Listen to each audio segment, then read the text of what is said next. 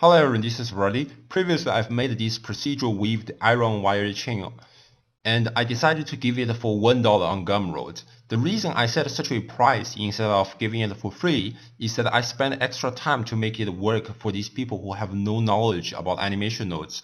Also, indeed, you can increase the price for donation, and I very much appreciate your support. Several things I have to mention. The first is that you can download the animation node from the link in the description. The second is that you need at least Blender 2.82 to have this project file to work. This is because a change of animation nodes recently to be compatible with 2.82 causes it to no longer work in Blender 2.81 specifically for this project. The third is that on Gumroad, you can see another non-procedural files where I have already built several sets of such a pattern. The good part is that you don't need to download the animation node. You don't need to know anything about it to have this work.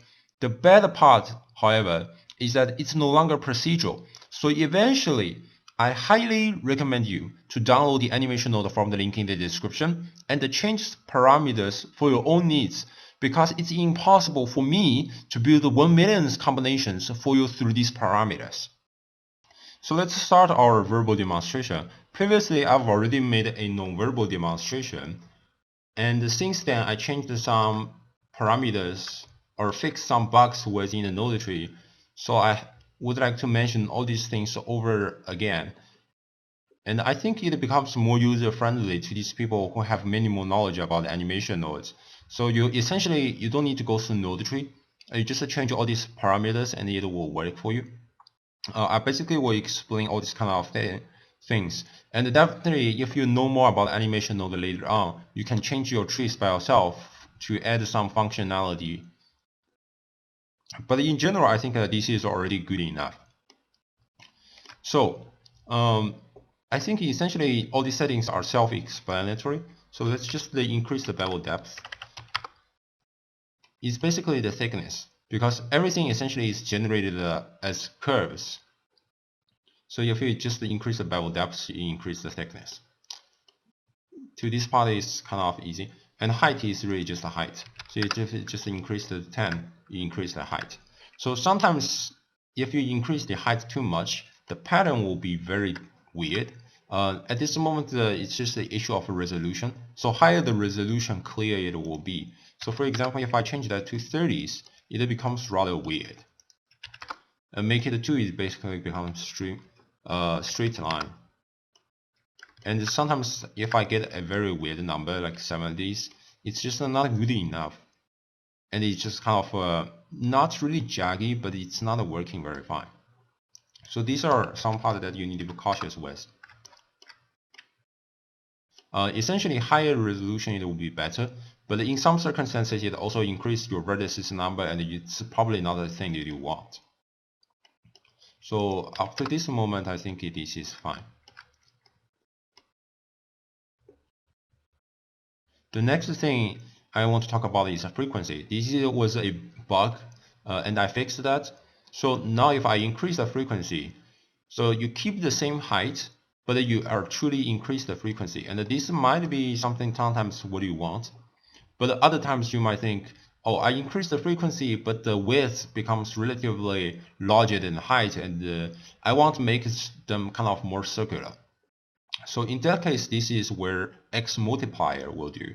So you just decrease it, and it works again. And if you want like to increase the amount of instances, then you just change these numbers, like 70s. It basically fixes all these problems. Kind of very straightforward. Let's decrease the number a little bit. Then here's another thing which is called a crossing division. So let's go to X axis. You can see this is how all these curves are crossing each other, making such kind of patterns, right? So if I decrease this division, because it's a division, then the amplitude of these waves becomes larger.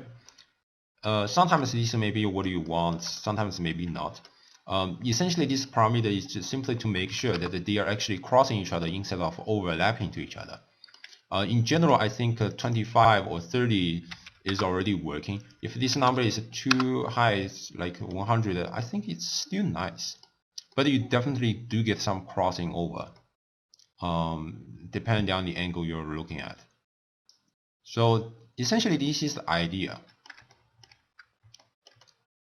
So you can definitely play with this number to make a kind of good value for you. But in general, I think it's just I usually keep it at 25, something like that.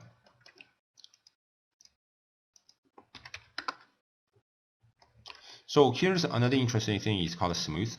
Smooth is a very interesting parameter, and it's also kind of very hard to set, but it's very interesting to play with. So if I set that to 0, everything becomes very jaggy. And here's where the X separation comes, because now there's some part which is not crossing each other. So you just move the X separation so that some lines are crossing each other. So this is a point. And if you increase the smoothness, you can see the pattern will be more interesting. So let's increase the separation this time. Let's make it 1.5. You can see there is some more kind of curved patterns being generated. And sometimes maybe this is what you want. I mean, it's kind of interesting and it's very hard to describe. Kind of flowery pattern, if I were to call that. And be aware to increase the number of X separation as you increase this smoothing.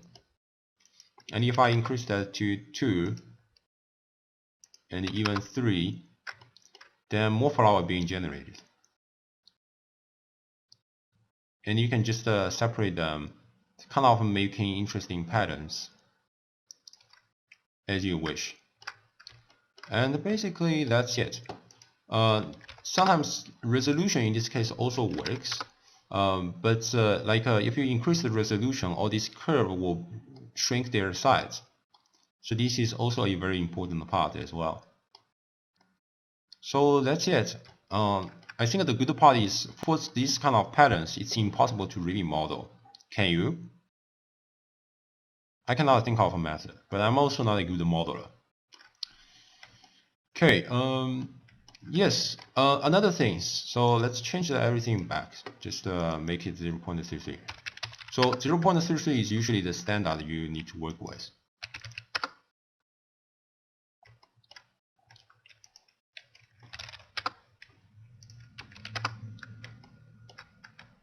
So here's another thing. What if I want to use this for my project? So I made everything attached to the empty. And this spline control has to be within the control. There are some issues. It's basically, you need to know some knowledge about animation node, about how it has been triggered. I don't want to go too much detail about animation node itself. So I would recommend you to simply use this spline control for everything. And this spline control is basically self-explanatory. It's just to move these things with this empty. And you can even rotate that. So this is completely procedural, as I said. And the X separation still works as X separation. You just need to know the idea of that, and it will be fine. And in the package, you can also see a lot of shaders. These shader are basically CC0 license. So you can use them, or you can use a one for yourself or anything. And you might be better than shader, procedural shading or so. So, I mean, in general, it's free to change all these values. So I hope you enjoy this stuff. And if you are interested in animation node, there are tons of good tutorial lists of animation node, including my channels as well. So I hope you enjoy this demonstration. Oh, by the way, I will also make a tutorial if you want to understand the detailed mechanism of how this essential works. And I also have another weaved pattern, more kind of for clothes or something like that, and so on. And I will make that tutorial as well. It was originally for November entry, but yeah, anyway. And if you have any questions about this project files, then you can leave a comment below, or you can get in touch with me on Facebook. Just send me a message, ask whatever question you want, and it will be fine. I hope you enjoyed this demonstration, and I will probably see you next time. Bye bye. Merry Christmas.